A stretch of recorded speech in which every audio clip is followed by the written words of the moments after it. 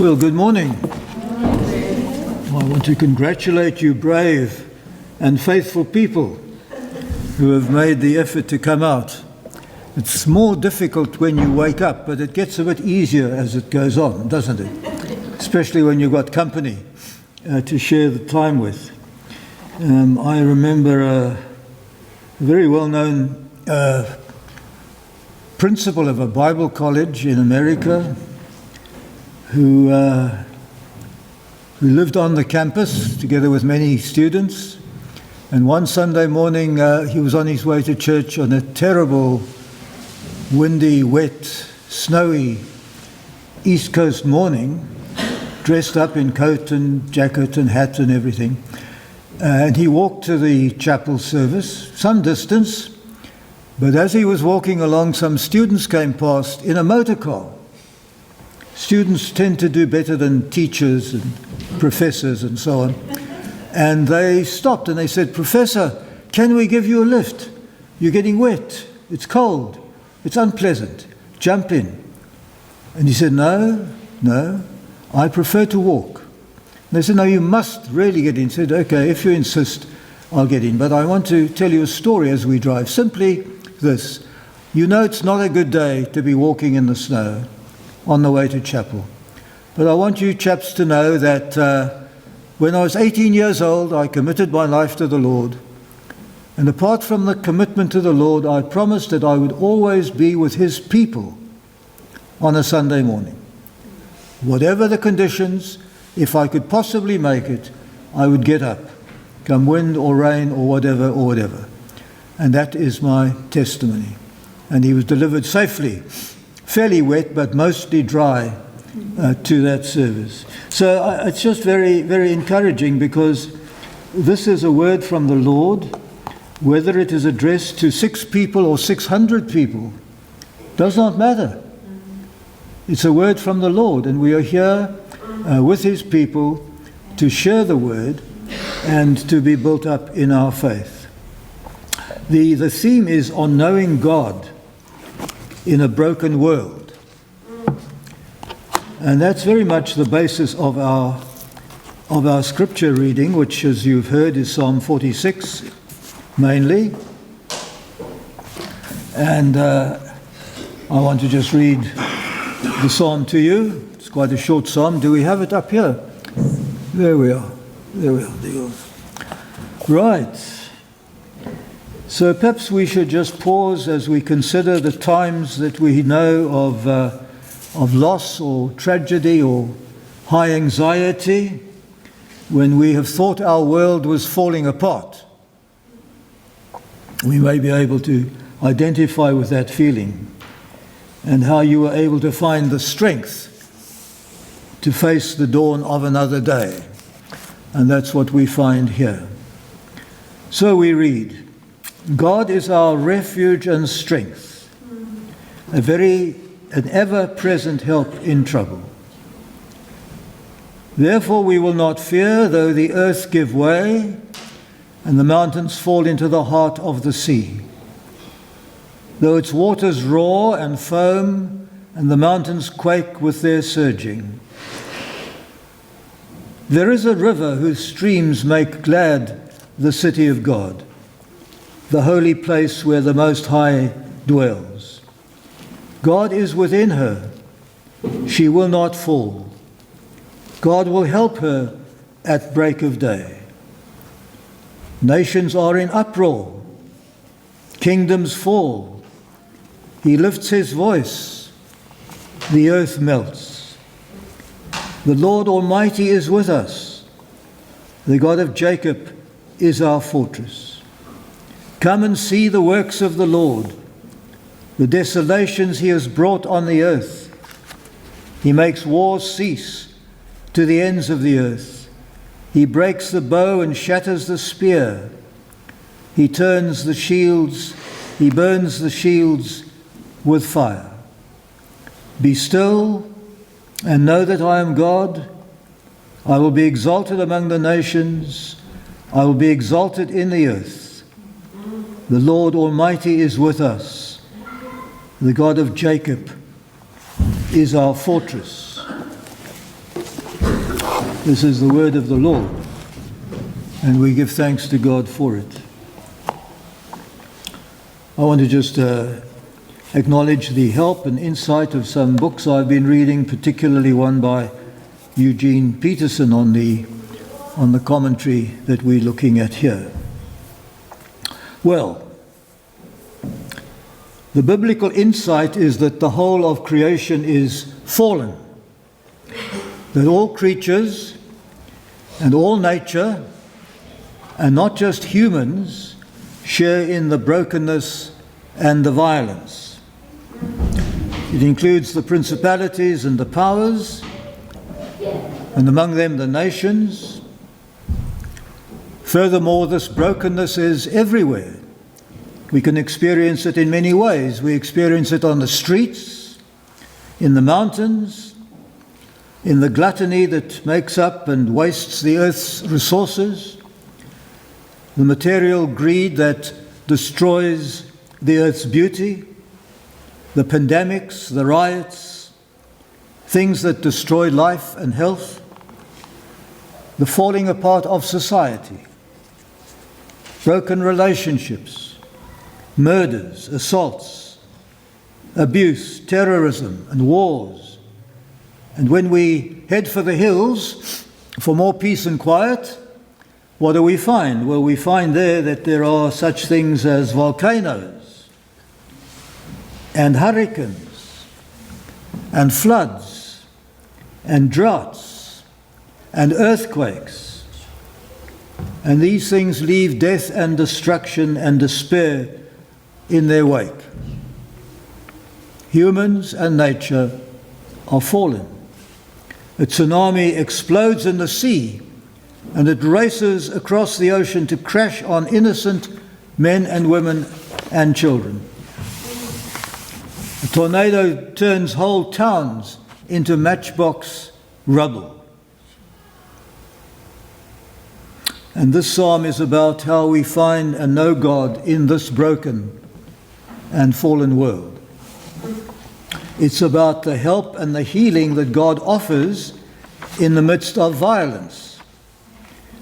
Stated boldly in verse 1, God is our refuge and strength, an ever-present help in trouble. But it's really about prayer. Not prayer as an escape, but healthy prayer. Prayer as a way of relating to God, so that evil that is in us, or done by us, or done to us can be dealt with, so that we may be renewed in energy and commitment to God. And this psalm tells us that it's more important to give attention to Him as we see His city taking place in the catastrophe, as the river of His Spirit flows into our lives in the fallen world, ever present as a help, an immediate help in our trouble. And this is not a do-it-yourself, self-help kind of message. It is a total reliance on God through Christ, who is the solid rock underneath all. This was one of Martin Luther's favorite psalms, and eventually he wrote a hymn based on the psalm. We may have used it. A safe stronghold, our God is still. A safe stronghold, our God is still, a trusty shield and weapon. And he would say, Luther, that whenever Christ's kingdom was under attack, or whenever he was under attack, or whenever he heard any discouraging news, he would say, "Come, let us sing the 46th Psalm." So the psalm moves beyond the problems, whatever the violence or the brokenness around us or in our own lives. God is our object in this psalm. No matter how torn our lives, prayer will lead us to God. So the psalm sees beyond all these things. He sees that there is a distinct transition from the violence of the psalm to the calm and the peace of the psalm, which creates the sensation of trust and hope and faith. So there are three things to emphasize. In the first place, we remember which God it is we're dealing with. Which God it is in whom we put our trust, because there are idols all around us. And we see that he is the personal God. He is the personal God in the brokenness. Verse 7, the Lord of hosts is with us. The God of Jacob is our refuge. Those are two of his titles. The Lord of hosts is with us. The God of Jacob is our refuge. See how carefully God is named here. Lord of hosts paints a picture, because hosts are armies. They are vast angelic troops. They are fast and they are strong. They are numberless and they are mysterious. They inhabit infinity and they are carrying out God's command. The Lord of these hosts is with us. And then the God of Jacob. The God of Jacob recalls a human story, an intimate and a very understandable story of a sinful man who cheated. He was afraid. He ran away from the violence of his brother until God caught up with him and wrestled him into a state of blessing. So, our God is powerful, the Lord of hosts. Our God is personal, God of Jacob. And here we find intimacy with the warrior God, intimacy with the Lord of hosts, and defense from the intimate God, the God of Jacob. The Lord of hosts befriends us, the God of Jacob protects us. Defense and protection. And by accepting this God, this one God, this only true God from all the gods and all the idols, we can begin to be free from fear and we can enter fellowship with him. For we are valued and we are protected and we are spoken with. We experience safety and intimacy from a powerful and personal God. That's where we must start. Who is God? But now there is more to the psalmist's faith, because in verse 4 we see there is a river whose streams make glad the city of God. So this God is also a providing God. Not just a personal God, but he's a providing God. To the psalmist, the city was a civilized place. It was a secure place. It was a place of order and culture and trade and courtesy and transport and fellowship. That's what cities were. And the city of God is here now. The city of God is here now. God's city, God's kingdom, God's community, however we phrase it, is here now. God dwells here. His administration is in effect in his city, his kingdom. God has not visited the earth like a tourist and then run away to some heavenly bliss. Our God was born here. Yes. He's not the extension of some myth, Thank you. but he was born here. He came to stay. He came to build his kingdom, his city. And in this same fallen world of violence, there is this city of God of which we are a part. We are a part, this group of people here are a part of God's city. And we can belong because we are part of his community of life, of order, of peace, of fellowship, the qualities of God's city. St. Augustine was a very famous theologian of the church in the first few centuries of the church, and he wrote a book called The City of God. And the interesting about writing a book, The City of God, in his time was that he was writing in the rough and tumble of one of the most violent times in history. The barbarian hordes were streaming down out of the north and destroying the Roman Empire. They were destroying the Roman civilization. And he was talking about something real and visible and actual. The city of God, he wrote, is actually here. And he got the idea from this Psalm 46. And then flowing alongside the psalmist's city is this river as well.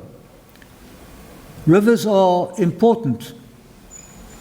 They flowed out of Eden. A river will flow out of the New Jerusalem. Many great cities are built on rivers because a river is there to sustain life. It is for drink. It is for cleansing. It is for movement. It is for transport. And because of the river that brings life, this city shall not be moved. It shall not be moved. The mountains fall apart, we read. The nations fall apart. The city of God does not, because the city has a river. Creation is not safe. Politics is not safe. But God is. Because there is the city of God. And safe because of the river of God's help, of God's provision, of God's Spirit that flows through this city of God. God is there, we read, as a very present help. A very present help. That is help having been present all along. That's what it means. Help that has been present all along. It was helpful, it is helpful, it will be helpful. An ever-present, very present help. God has a good record, in other words. He's not some new remedy, but he is a well-proven help. And furthermore, his help will be prompt. God will help her right early, verse 5. God will help her right early, at the crack of dawn, at the beginning of every day.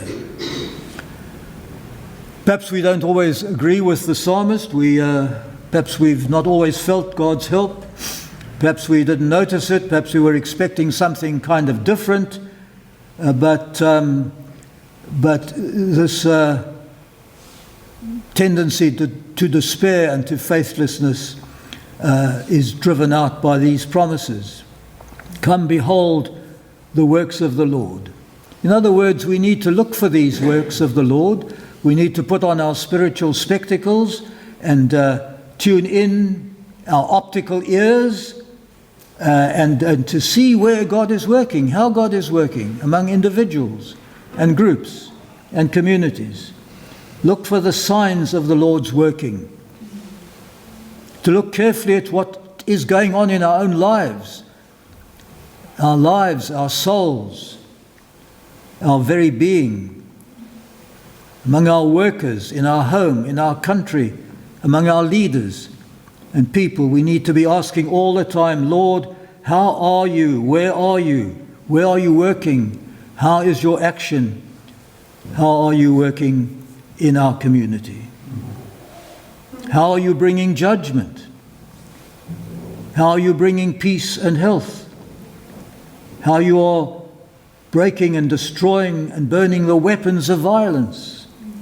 Lord, show me how I can share in your work and to be part of the ever-present work of the Lord. And Lord, show me how you are helping me now. Give me the understanding to see how you are working in my life and in the nation's life. And we remember that all things work for good to those who love God and are living according to his purpose.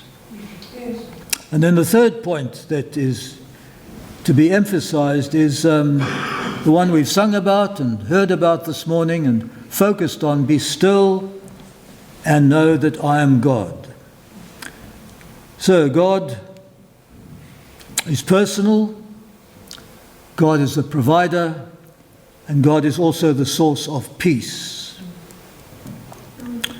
Now, I think we know that in the light of the troubles and tensions of life, these must inevitably lead to some kind of breakdown for many people.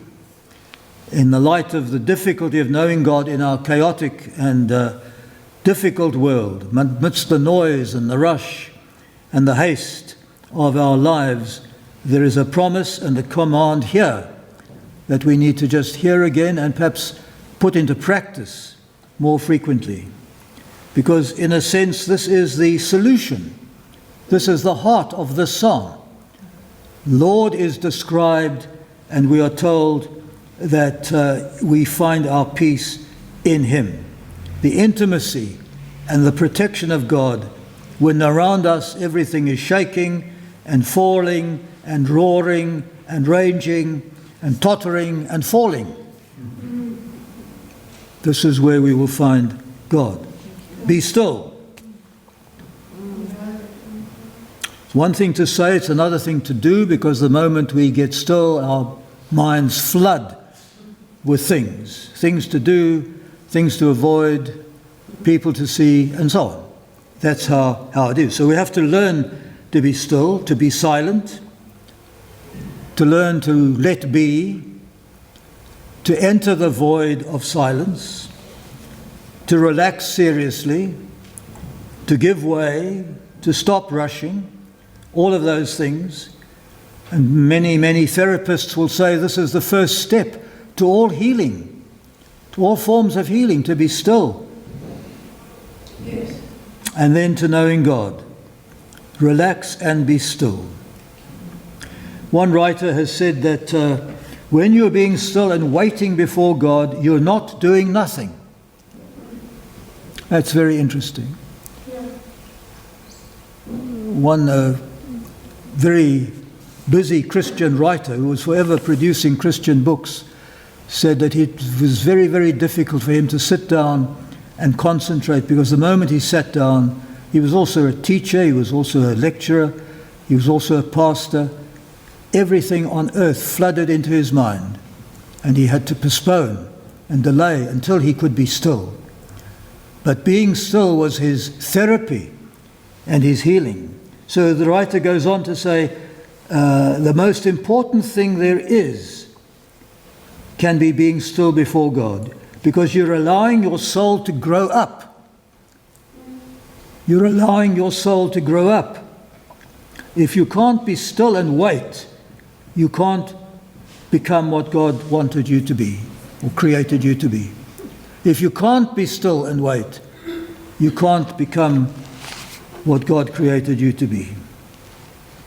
The first step towards healing. Remember Elijah. Just to close, to remind you again, 1 Kings chapter 19. His world was very violent and very broken. He was a political activist in a turbulent time. He was receiving death threats from the pagan and corrupt and tyrannical Queen Jezebel. So he ran away. He hid in a cave. He felt lonely, betrayed, threatened, burnt out, depressed, and wanting to die. I've had enough, he told the Lord. Take away my life. I am in this mess because I cared about God's work. And I cared in a time of unfaithfulness and indifference and idolatry. And now I've had to run and hide for my life for doing God's work in this violent and corrupt world. These are almost his words. I'm not making them up. And the Lord passed by Elijah on the mountain in a dramatic way, but he was not in the mighty wind. He was not in the loose rocks that were flying around. He was not in the earthquake. He was not in the fire. In other words, he was not in all those natural disasters, those violent acts of nature. But after the fire, there was the sound of a gentle whisper, the still small voice. And the whisper was the presence of God, the still point in the turbulent world, the center point that held everything together, the God of peace in the violent world. The adequate God strengthened Elijah. He calmed his fears. He reassured him that he was not alone. There were in fact more than 700 in Israel who had not bowed the knee to the violent Baal, Jezebel. That there was a community of faith, the city of God. There was a community of faith to support Elijah, and nothing the corrupt Jezebel could do about it. And so in the silence, Elijah heard a new call for a new ministry to trust and obey. So Psalm 46 is about God's victory in this same violent world. It hasn't changed. God is our refuge and strength, a very present help in trouble, the Lord of hosts, the God of Jacob, the river of life, sustaining the community of faith, the city of God. And so come focus on the works of the Lord. Be still and know that I am God. If you can't be still, then you can't become what God wanted you to be. It's not an escape from anything. It's a confrontation with reality. That's what it is, because it is a meeting with God. A personal God, a providing God, the God of peace, is our refuge in a broken world. And this is the good news of the gospel, and we give thanks to God for it. Amen.